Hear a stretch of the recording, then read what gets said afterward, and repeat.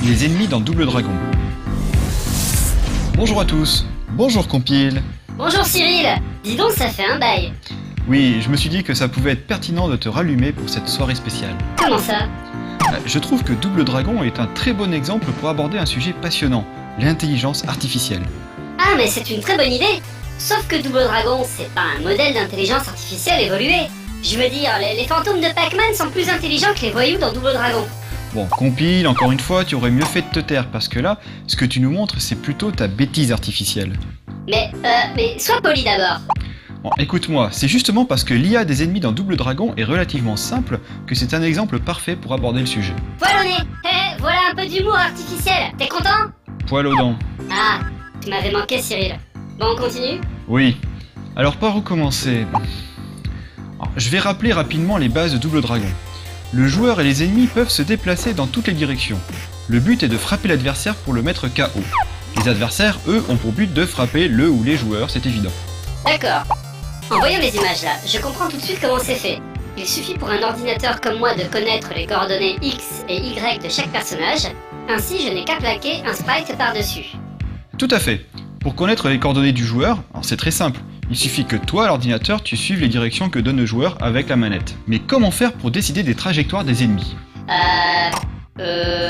Et oui, tu ne sais pas. Pourquoi? Parce que je ne te l'ai pas encore dit.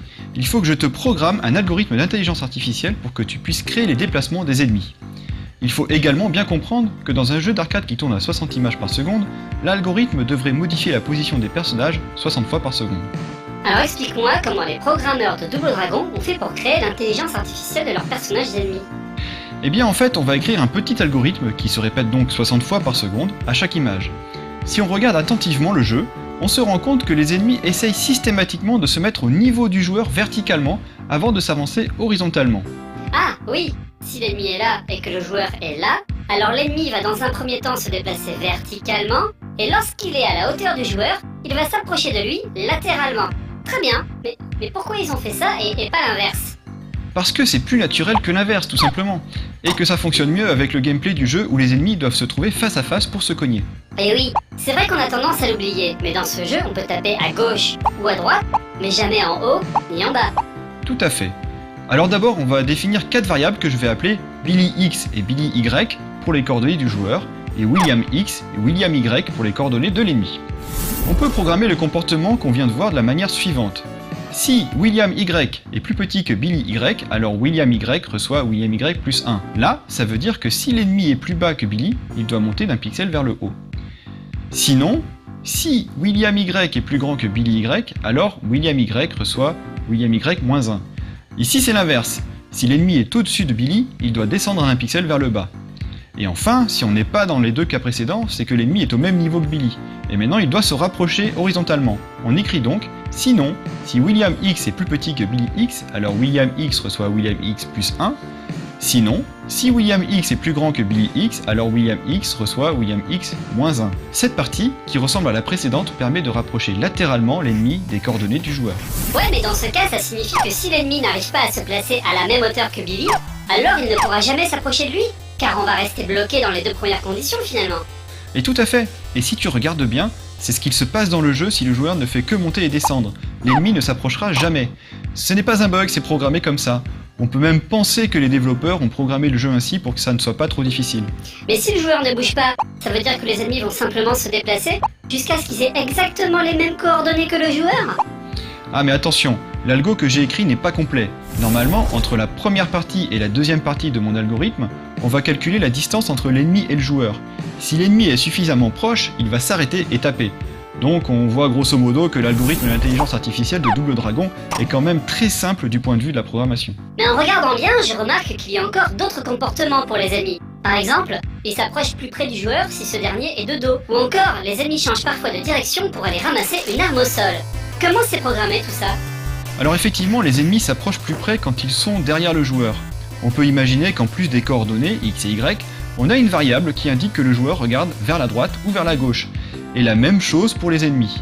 Et si l'ennemi qui s'approche regarde dans la même direction que le joueur, alors il va s'approcher plus près car il arrive de dos. ce qui permet d'ailleurs de donner le fameux coup de coude de la mort, le coup le plus puissant du jeu. Pour les armes, c'est un peu plus complexe, car les ennemis ne vont pas la chercher tout de suite, pour laisser aux joueurs une chance d'aller la ramasser. Je te rappelle que le jeu tourne à 60 images secondes. Si je devais programmer ce comportement, je compterais par exemple 180 images, soit 3 secondes, avant de changer la cible d'un ennemi pour qu'il se dirige vers l'arme plutôt que vers le joueur. Ce n'est pas non plus très compliqué à faire au final, il suffit de modifier un peu l'algorithme. Du coup, ça veut dire qu'on peut facilement berner ses ennemis. Par exemple, regarde ces images. Si le joueur reste là, l'ennemi ne le trouvera jamais, car il essaye vainement de se mettre à sa hauteur. Est-ce que c'était pas possible de faire une intelligence artificielle plus réaliste? Car dans la réalité, même le plus bête des humains arriverait à trouver son chemin là. Alors d'abord, je te rappelle que même un humain très bête est plus intelligent qu'un ordinateur. Mais sinon, tu as raison, ce comportement semble aberrant, mais c'est pourtant comme ça qu'il a été programmé. Car c'est ça l'intelligence artificielle dans les jeux vidéo. Ce n'est pas forcément rendre les personnages aussi intelligents et autonomes que des vrais êtres humains, mais simplement que leur comportement s'adapte aux actions du joueur pour servir le gameplay. Et puis, peut-être que les programmeurs de l'époque avaient des contraintes de puissance ou de temps, ou alors peut-être qu'ils trouvaient que c'était déjà suffisamment réaliste. N'oublie pas que c'est un jeu de 1987. Pourtant, dans Pac-Man, qui est plus vieux que Double Dragon, les fantômes arrivent à contourner les murs pour trouver le joueur. Effectivement, mais laisse-moi te dire, Compile, que si tu utilises le même algorithme que les fantômes de Pac-Man pour les ennemis dans Double Dragon, je pense que le joueur ne survivrait pas plus d'une demi-seconde. Car dans Pac-Man, c'est justement les murs qui retiennent les fantômes. Tout est une question de gameplay. Et l'IA des ennemis de Double Dragon était déjà très suffisante pour le gameplay d'un beat'em all. Et enfin, je suis sûr que si on regarde les algorithmes de pathfinding dans les jeux plus récents comme StarCraft et compagnie, à mon avis, ça fait plus de 4 lignes. Les données ont été traitées. Sauvegarde en cours.